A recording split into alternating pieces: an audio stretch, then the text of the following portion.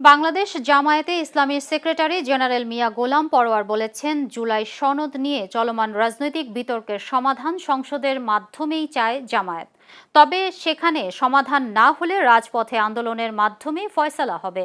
দুপুরে খুলনা প্রেস ক্লাবের হুমায়ুন কবির বালু মিলনায়তনে আয়োজিত এক জরুরি প্রেস ব্রিফিংয়ে তিনি এসব কথা বলেন।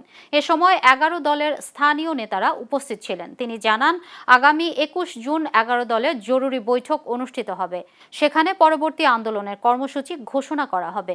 একই সঙ্গে গণভোটের রায় বাস্তবায়ন ও জনদুর্ভোগ লাঘবের দাবিতে 20 জুন খুলনা সার্কিট হাউস ময়দানে বিভাগীয় সমাবেশ অনুষ্ঠিত হবে।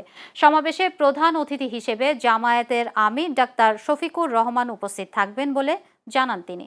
সমাবেশ সফল করতে খুলনা বিভাগের বিভিন্ন জেলা উপজেলায় মাইকিং ও লিফলেট বিতরণ চলছে এবং নারী পুরুষের জন্য আলাদা ব্যবস্থা রাখা হয়েছে বলেও ব্রিফিংয়ে জানানো হয়।